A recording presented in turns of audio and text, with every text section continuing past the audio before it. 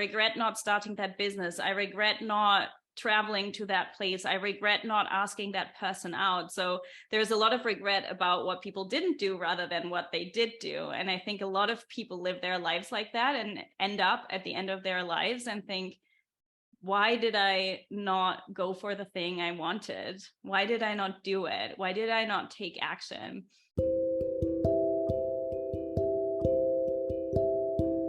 Hello and welcome to the Evolving with Jessica podcast. My name is Jessica. I am an integrative nutrition health coach, a holistic skin healing guide, and certified life coach. In this podcast, we cover topics such as holistic health and wellness, nutrition, and spirituality. If you enjoy or gain any insight, please leave a review. This makes the show more searchable, which helps others find the information too.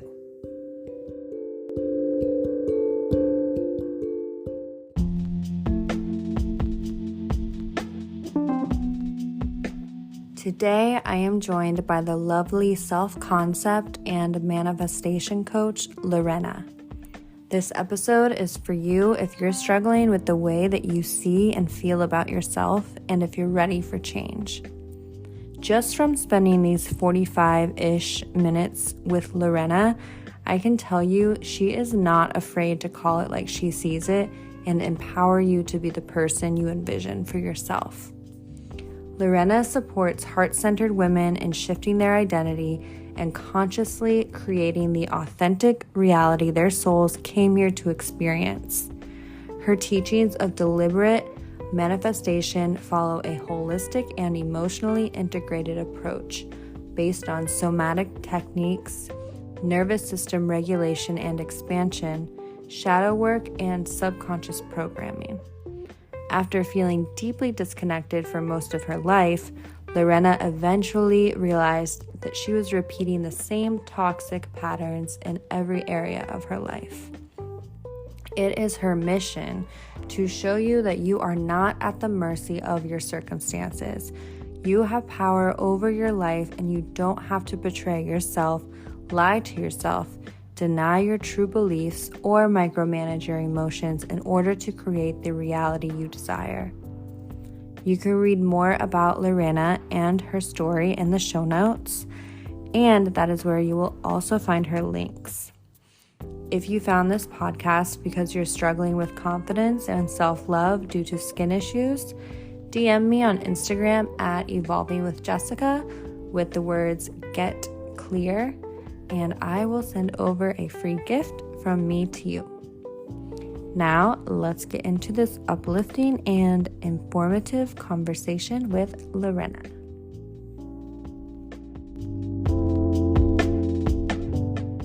I thoroughly enjoy doing my homework on you.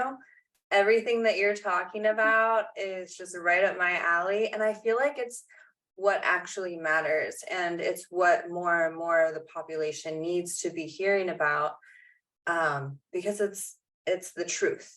So let's just start off.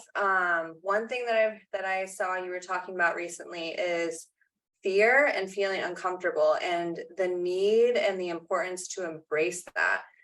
I want to talk about that because that's not the easiest thing to do, because when you are feeling fear and when you're uncomfortable, the easiest way to cope with that is by escaping or suppressing or masking. That's the world that we live in, is there's so many options to be able to make those feelings go away. Yeah. So why is it important to embrace it, and how can we embrace it? Yeah, that's such a good topic and such a good question. So firstly, I want to say, I think it's so natural that we run from fear and we run from discomfort. I think it's very much what we're wired to do, because, from a very survival-based instinct, we associate pain and discomfort and fear with something to get away from. So we want to avoid it at all costs. Mm-hmm. So, firstly, I want to say there's some grace that needs to be given here when we're in a situation where our instinct is to run. But especially with the work that I do, which is very much about conscious manifestation and kind of following your desires, what I have noticed over time is that people either run away from pain or they run towards desires. And that's always the choice that you have, to either run away from pain or towards what you want. And sometimes running towards what you want is kind of a path that can be plastered with obstacles and discomfort. I'm sure many of the people listening will have made a decision in their lives which was uncomfortable, but their intuition told them to do it. And with that decision came some other uncomfortable decisions, right? Like you and I, for example, starting our own businesses, that's not a very easy thing to do. And you might lose people who don't understand what you're doing or who don't like the way you're showing up. So there's discomfort that comes up with that, but you're following your desire. And if you follow your desire, you kind of need to allow the rest to come up.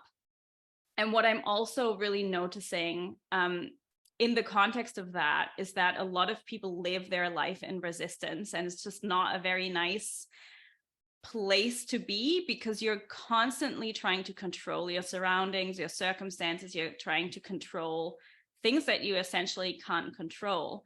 And when you're in this place of resistance, you're essentially turning whatever is happening around you. Let's say you have a painful experience. Let's say you lose something or someone, you go through a breakup and you're in a deep grief.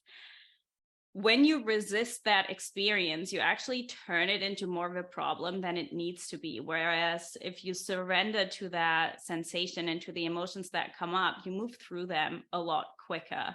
So I think that's why it's so important to learn to embrace it and to learn to sort of alchemize it. And it's really, really hard to do. You ask, how do we do that? There's that's a really big topic, and there's no step-by-step, this is how you do it, and then it's done. It is a consistent practice. I also really believe that especially the more challenging topics are best addressed in a safe container and with professional help. That's my personal belief. And I also think there's something about we need to do it slowly. Like in trauma work and nervous system work, there's something called titration, where you kind of slowly expand your capacity to feel that, or to face that trauma, or to face that challenge, so that after a while, the closer you get, the more you're like, oh, actually, I can do this. And it's the same when we face fears. We don't necessarily want to jump right in, but we want to slowly get used to it so that we can eventually face the really big thing that we're so afraid of. And it's not that big of a deal anymore. Maybe it's, I know you're doing work with skin, and it's kind of, let's say you do like a really harsh detox, you immediately break out everywhere. But if you do it a bit slower and you can kind of get your body used to it, the bigger step at the end isn't such a big deal anymore. You're speaking my language. Yes. Because I talk about baby steps. And I think a big part of that too, like you're saying, you don't want to jump right in. You don't want to shock your nervous system. Yeah, like exactly. It's so like you feel safe where you are. Going into these uncomfortable feelings that we're not used to, we need to still feel safe while we, slowly get our toes wet. Absolutely. And I think ultimately we need to be able to face that discomfort also, because if we want to experience the good, we kind of need to be able to hold the flip side of that as well. Like if we want, for example, if we want wild success, we need to embrace the potential for failure, and we need to be able to hold that. Or if we put ourselves out there and we share something that's maybe a bit edgy to share, or you're having a confronting conversation in a relationship, you're sharing yourself authentically, and there's the potential suddenly for rejection or for feeling embarrassed, and you kind of need to be able to hold both. And a lot of people who are not able to surrender, who are not able to face that discomfort and to face these fears, they just keep themselves small, and they just keep themselves stuck exactly where they are. and they constantly dream of a different life, a different reality, but they don't actually take the steps to make it happen because the resistance towards the flip side of what they want to experience is too big for them to actually take the steps. Mm-hmm. Yes. And what do you think happens though over time? Because if they want this over here, but they don't take the steps to get there, doesn't the pain eventually get so great that they have to either move or they do things like, people cope with like drugs or alcohol or just in unhealthy ways to not feel it? Yeah, that's a really good question, because I think it depends on the person. I think to some extent, can I swear on your podcast? I will allow it. Okay. I think to some extent you just have to get sick of your own bullshit. You just have to get to the point where you're like, I'm tired of this, and I have to take that step now. And then I think in other scenarios, sometimes life presents these initiations to you, so you don't have another choice anymore. But then I also think there are people who kind of keep themselves stuck and who live their lives like that. And I think that's a much more difficult life to live than to actually challenge themselves. It's like, I don't know if you've ever read the book, The Top 5 Regrets of the Dying, but No, but I've heard of it.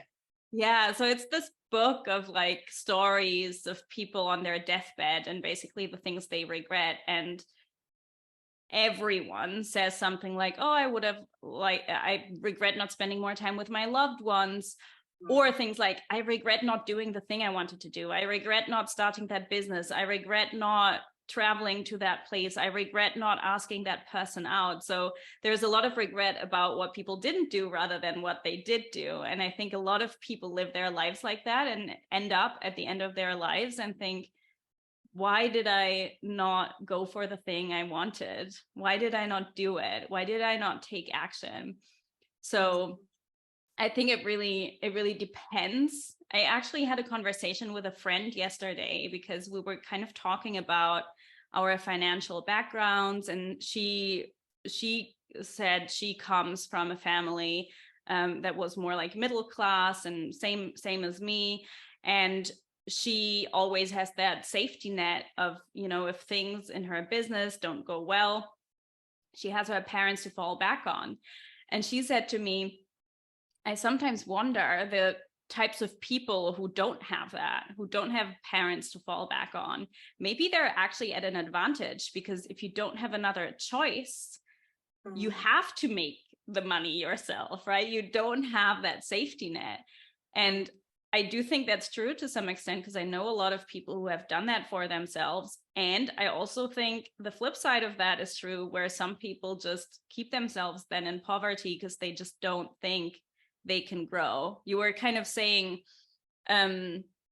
what happens when the people are dreaming of the thing, but the pain gets so big. Some people just get really used to pain, and those are the types of people that then tend to complain about everything. And I think we all know a person like that, that's constantly complaining about politics and society and the state of the world. And that's not to say it's all good and well, because it's not. There are things that need changing, but they don't change things in their lives. They actually enjoy being in this state of complaining and unhappiness, and that has become their comfort zone. Yes, the victim mentality. And if they did grow up without that safety net, then that story works perfectly for the victim mentality. Like, well, you grew up with that, I grew up with nothing, so how can I get anywhere? But like you said, there's so many inspiring stories that are on the flip side of that, where people, they lived out of their cars for like 2 years or 5 years, and now they're, in the top 1% of income in the world. And I think Steve Harvey, he's one that just popped in my mind. But there's so many people like that, the most beautiful success stories. And yeah, I think it just comes down to where your rock bottom is, and like how much pain can you endure before you're finally like you said, afraid of your own Yeah. or you're done with your own bullshit. Yeah. I was definitely there. I don't know about you. Yeah, and I am somebody who's very persistent. So I kept myself stuck in that for a long, long time until life and the universe presented me with so much pain that I was like, okay, I now get it. I think that's sometimes the thing as well, that the pain gets greater and greater, like you say. It's, for example, when we're in like a toxic relationship, some people, and that's me included, by the way, keep themselves in that for a really long time. And I remember when I got out of my toxic relationship, at the end, it got so painful. And I was like, why does the lesson have to be so painful? Why can it not be gentle? But I had to admit to myself, it was actually gentle. I just didn't listen and didn't take action. So I think there's also something about, we don't have to hit rock bottom before we take action. We can do it before, so we don't end up in that place. So it all comes down to a choice, really. Yeah. And the lesson, like, it keeps repeating itself until you learn it. So it's just like school, only it's earth school, and you're going to get that lesson over and over again, and it's going to get louder and louder until you finally are like, yeah, it's just going to get more and more painful. So don't wait until it gets super painful. Take the lesson now and take the action now. yes, because then you can get to that bigger goal and vision like so much faster, and it builds this confidence in you. So then what you thought was your big goal becomes your smaller goal because you hit it, and then there's a bigger one. So yeah, it's just a beautiful unfolding. And I want to talk about self-concept, because I know all of this is kind of wrapped around that, like that's your main teaching. So what is self-concept? And I would love to hear your story of how you became so passionate about this. Yeah. Yes, I'm already excited to talk about this. So the way I define your self-concept, some people say it's synonymous with your self-image, and I think that is part of it. So to me, your self-concept is the perception you have of yourself, the identity you operate from, and kind of how you show up in the world. So I might, for example, see myself as somebody. I'll take a big example and a small example to kind of illustrate this.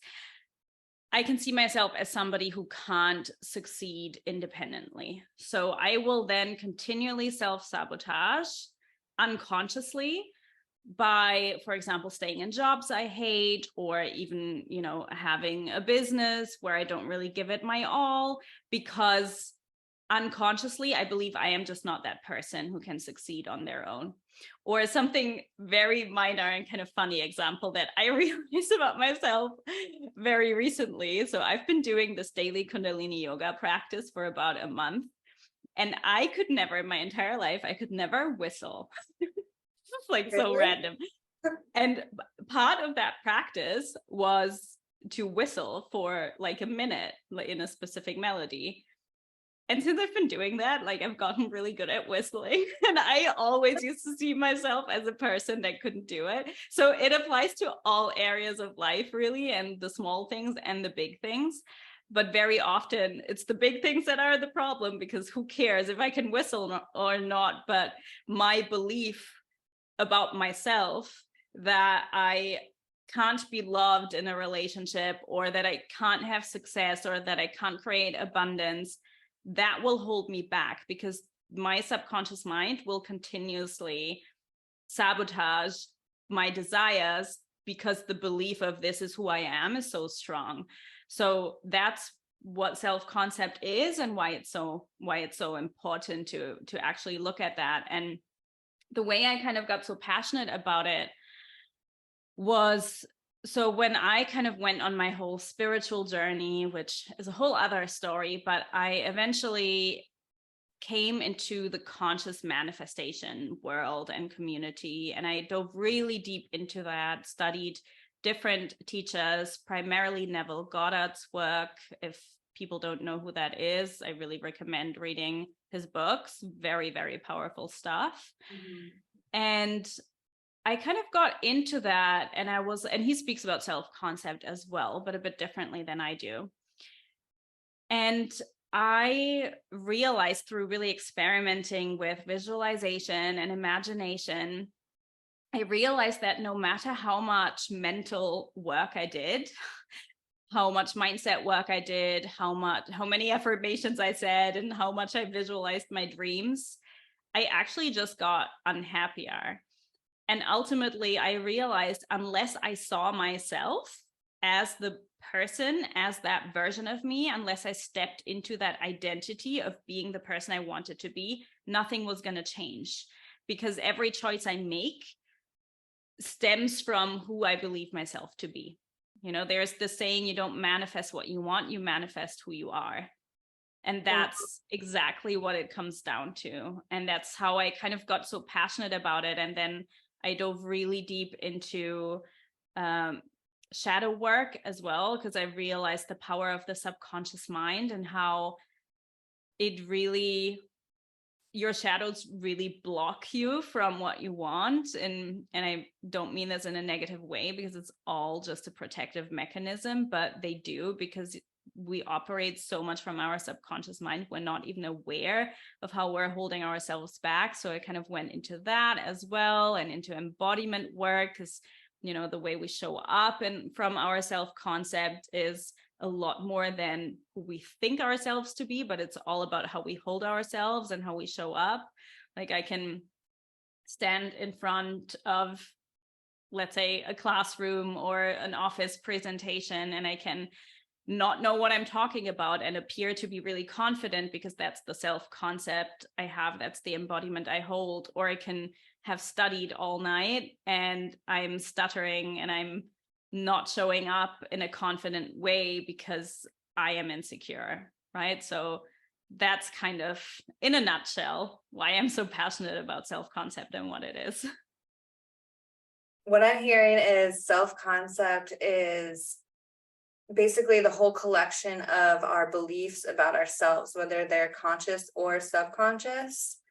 And that's what's projected out to the world. So, but we can, so by rewiring our beliefs about ourselves, we change our self-concept. Yes, I would say so. And I would add on, it's not just a mental process, because I think that's where people get tripped up as well, that they conceptualize it and then they stay in the conscious realm. Whereas a lot of your self-concept, we were speaking about the nervous system earlier, for example, a lot of the emotions and the trauma that we have, we hold in our body. So it's not just a conscious conceptual process, a mental process of, oh, okay, now I'm going to believe myself to be a successful person and I'm going to show up as that. Because it's so, your subconscious isn't just your head, your subconscious is also in your body. Mm-hmm. There needs to be some work done in a somatic way. So to me, it's I approach it in a very holistic way, body, mind, spirit, because I think a lot of people look at self-concept from very much a mental mindset perspective, which is important, but it's not everything. That's so true.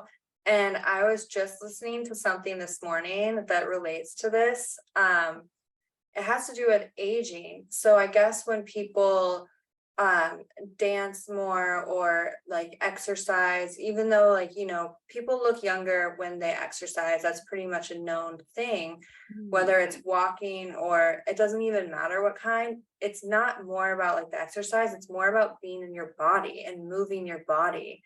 So because when we're moving our body, we're in our bodies, we're alive, we feel alive. And that's so that people that do that more, they tend to not age, or they age slowly, or they end up aging backwards. And because they are in their body living versus in their head all of the time, which I just thought was super interesting. Yeah, I love that. I didn't know that was a thing, but it makes so much sense. I think we all know people that kind of look like they're aging backwards or not aging at all. And you're like, why? How is this a thing? But I think there's something to it, because I also think, you being connected to your body makes you more present, first of all. So Yes. what you're saying, more, you're living life more, you're more in it, but then also you're more connected to yourself. And I think that's also what plays into self-concept, is your relationship with yourself. Because if you think you're a really cool person, but your self-talk is you're not good enough and you're a fraud and you're an imposter and everybody's going to find out that you're a bad person, then that's going to project out, even though you think these people think I'm cool. So I think your relationship to yourself also plays into it a lot, and that comes through connection with your body. Because to kind of come full circle with what we spoke about before, when we're in resistance, we're also disconnected from our bodies, right? Because we're resisting feeling the emotions that are present in our bodies. But if you're surrendering to it, and if you get embodied and you get connected to your body, then you're allowing the emotions to flow through you. So I would say that resistance and that trying to avoid the discomfort, trying to run from the fear, automatically disconnects you from your body as well, and disconnects you ultimately from yourself. Yeah, so good.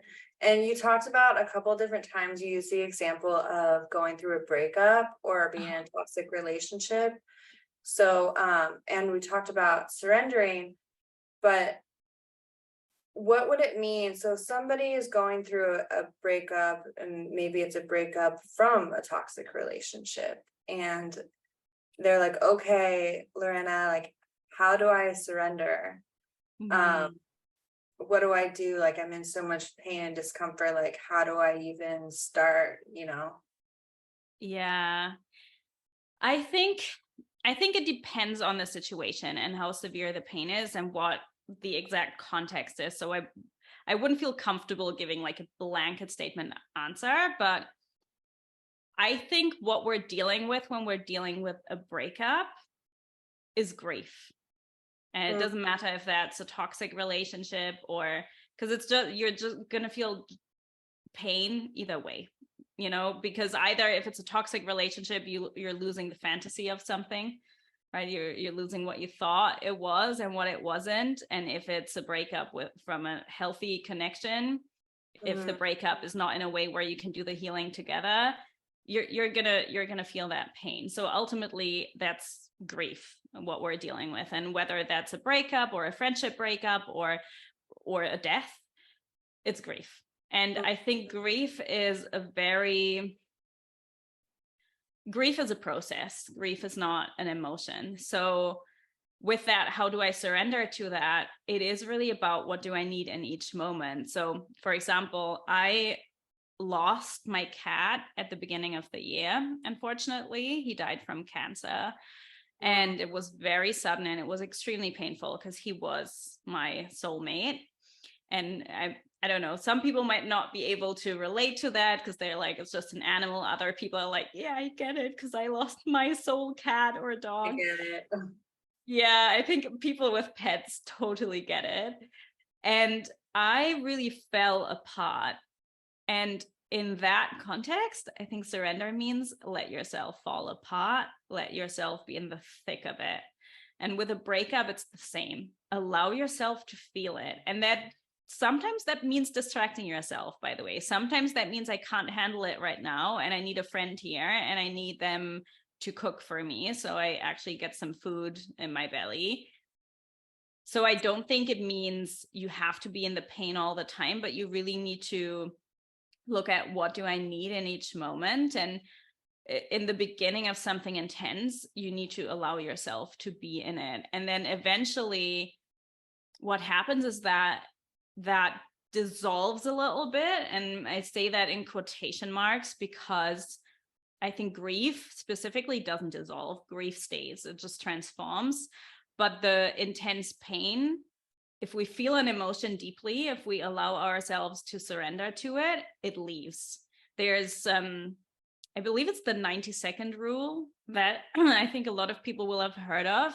It's the idea that if you truly surrender to an emotion, if you truly allow yourself to feel it and to be in it, and you don't resist it and you don't create a story about it, it disappears within 90 seconds and it just flows through you because you're not resisting it, because it's just a sensation. An emotion is really just a physical sensation.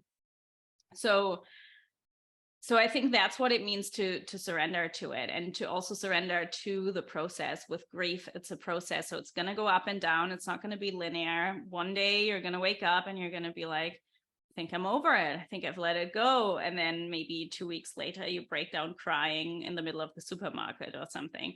So it's allowing that and not judging yourself, not having an agenda, not thinking I need to be further ahead than I am, but really having that compassion with yourself and, allowing yourself to be exactly where you are. A lot about surrender is, and this is something I think people have a misconception about sometimes, is I think surrender and acceptance are interlinked, right? We need to accept in order to surrender. But I don't think surrender and acceptance are the exact same thing, because to me personally, acceptance is more of a mental thing as well. Yes, I accept the situation, whereas surrender is a very much felt experience to me. Okay, so we basically need to feel it. Like the saying says, feel it to heal it. So you need to sit with that emotion. That's so interesting though, how you said that grief is a process, not an emotion. I've never heard that. Yeah, I actually heard that on a podcast, so I didn't make this up. I heard that on a podcast a while ago. Yeah. That because grief, we've all heard of the 5 stages of grief, which are not really linear stages, but the reason that was developed was because grief is not an emotional state. When you're in grief, you feel anger and you feel rage and you feel sadness and you feel guilt and you feel sometimes even relief. There's so much that goes into it. And yeah, it's definitely a journey, and it's a journey that's ongoing to some extent. And then you finally, so you work from that grief and that sadness up to the anger, and then finally you get to the point where you're at the acceptance.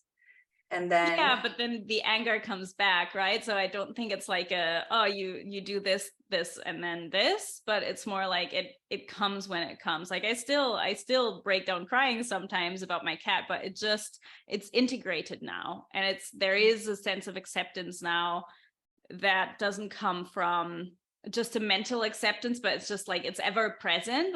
Let's put it that way. It's ever present, but that doesn't mean I don't still fall into the anger. It's just the distance between these moments is a lot longer. So this is essentially the same as any other healing journey, no matter what you're going through, because I find it's like that map. I'm sure you've seen that image before, where it's like a graph and the line is going up, and it says like what you expect it to be, like your healing journey is like straight up, but what it actually is, and it's like the squiggly all over the place. Because I mean, same with skin. Although it is gradually going up, you have those dips and waves in between, because you're releasing these toxins and you're doing these new things and putting in these clean foods in your body. So now your body and your liver is safe to release all of these things that it was holding on to keep you safe. Now it's all going to come up and come out. And so, your skin starts to get better, and then it might get worse for a week and you're like, oh no, it's not working, but it is working. Just keep going. It's just a process. 100%. And I think that's life, isn't it? Like in life, we're like going through this journey, and it's ups and downs and ups and downs. And I think and I'm sure like it's the same with your skin journey, but for me with a manifestation journey, there's a lot about persistence, right? Even when you dip, right, your skin is detoxing all of the stuff that you're releasing, or you're purging the emotions that you've been holding on to all along. You're purging maybe an old version of yourself. There's grief that comes with that as well when you change your self-concept. There's grief with letting go of an old identity of, an attachment to your ego, to who you thought yourself to be. There is grief in that. There's grief in all of it, really. And when you're in that state of detox or purification or purging, you kind of just need to hold the vision and not give up. You kind of need to go like, okay, now I really persist. Now I'm really going to not force. I think sometimes people think persistence means forcing it, but it comes with surrender, essentially. It comes with, because surrender is really presence. I'm glad you said letting go of like the attachment, because I feel like attachments can feel like they're greater than they are, because when it comes down to it, it is simply an attachment. We could be attached to a pen just as much as we can a person, but letting go of that attachment can feel like grief, like grieving, because essentially, I guess you're grieving that attachment that you had to that object or that person. Yeah. And I would also say you're grieving the version of yourself that you were in connection to that. So in the example of a relationship, like if I end a relationship, I don't just grieve that person. I also grieve the relationship as an entity. And I also grieve who I was in that relationship, because I'm never going to be that person again. Yes. Wow. Okay. That just clicked. Yeah. Because, and then also it's scary, and you are grieving that person because you're like, who am I now if I'm not that person? Exactly. But that's when you get to, and that's the name of my coaching program, funnily enough, that's when you get to recreate yourself, because then you're starting from a clean slate, right? And yes. It is all about releasing attachments. I was just thinking, like, with what you're teaching as well, if people, for example, radically change their diets in order to improve their skin, they need to let go of the person that would go to McDonald's 3 times a week. Right. Like they need to like let go of that person, and they need to grieve. Or like somebody's quitting smoking. Well, they need to let go of the person who would hang out at the party and socialize with all of the smokers in the smoking room. Right? Like that you need to let go of that. And what I always think is our desire for change and our desire for what we want needs to get greater than the fear. So that's where it comes back again to that resistance. A lot of people go to, I want to avoid the pain, the discomfort and the pain I'm feeling, right? So in the context of healing your skin as well, it might be like, I don't even want to think about it. I don't even want to think about the way my skin looks. And I don't want to think about the discomfort that I'll go through when my skin is detoxing and I need to make these uncomfortable changes in my life and in my diet and in my lifestyle. I don't want to think about it. So I'm just going to stay here where I currently am. Although now I'm really unhappy with how I look and I don't feel good about myself and all of those things. Yeah. And I won't attract the life that I want, because you're not going to, like, you can sit there and wish it all you want, but if you don't take the action steps to get there, like, that's all it's ever going to be, a dream. And then you're going to be reading the book of the 5 biggest wishes on people's deathbed, and or you're going to be that person interview on your deathbed saying like, why did I not do the thing? Why didn't I not sign up for Lorena's program? Actually brings me to a quote that I read on your page that is perfect for right now.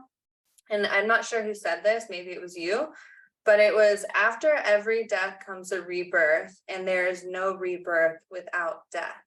Yeah, that was me. so good. So good, because I was just like thinking about my own life. I was like, wow. Like, a part of me, and each part of my life, each thing that I went through, I had to die in order to have this new version. And it was just like so simply put, but it just kind of wraps it all up into one sentence. Yeah, exactly. Every time you step into a new version of yourself, the old has to really die. And it is, I use the word death very intentionally, although it's such a heavy, intense word, and I always need to give a million disclaimers with it. But it does feel, because essentially it's an ego death, right? It's an identity death. And when I say ego, I don't mean the ego as a whole, because obviously as human beings, we're always going to have our ego, and that's actually great. We like our ego. It's keeping us safe, and it's making sure that when you go out of your house, you take care that you don't get run over by a bus. It makes sure that you take a shower in the morning, and you want to smell nice. Like, we need our ego. But there are different aspects of ourselves and of our identity that we may not want to hold on to, and these aspects need to die if we want to progress. Yeah, because it doesn't serve the future version that we want to embody. Exactly. Yeah. Okay, this has been really great. Is there anything else that you would like to share? Is there anything else that I would like to share? It all really comes back to your relationship with yourself and how you feel about yourself and how you treat yourself, because that plays into how you show up in the world. That plays into the potential you think you can reach. And and I would say don't be afraid. All people fear, all you may fear is a feeling, and you can feel the hard feelings because you have before. You have felt failure and disappointment and rejection and abandonment and embarrassment before, and you can feel it. And if you notice that all that's holding you back from taking an action step, from making a decision, from going for what you want is the resistance towards feeling an emotion, know that you can feel it. You can feel the thing, and you can do the thing anyway. I love that. One little nugget I'm going to add on to that I think might be helpful. Separate yourself from the feeling. You kind of touched on this earlier too. So I just want to hammer it in for the people listening. Look at the emotion as separate from you. Like, instead of I am angry, I feel anger. Now it's not part of you. It's just something that you're experiencing, and experiences always have an ending. So it will stop. Yeah, so, not identifying with it. Yeah, not identifying with it. Okay, I have one more question for you, but before I ask you, where can people find you? Where can people find me? Okay, so the easiest is probably Instagram. It's at Lorena Schuth, LorenaSchuth. Bit of a weird name. That will be in the show notes. So no. That will be in the show notes, and YouTube is also, I upload there every week.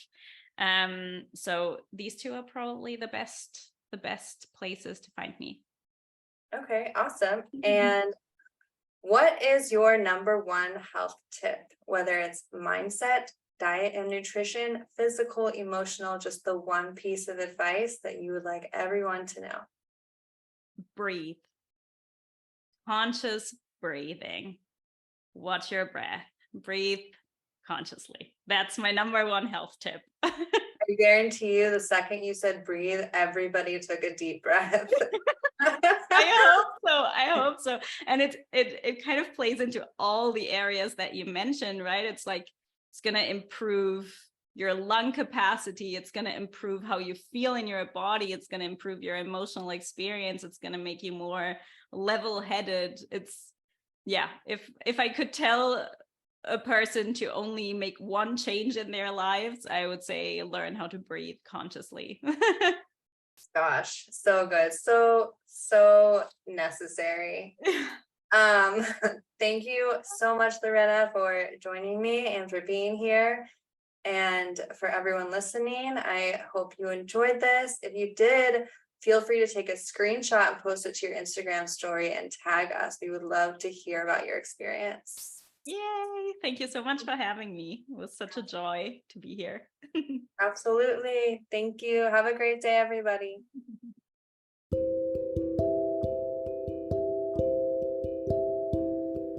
That concludes this episode. If this resonated with you, please give it a rating and review.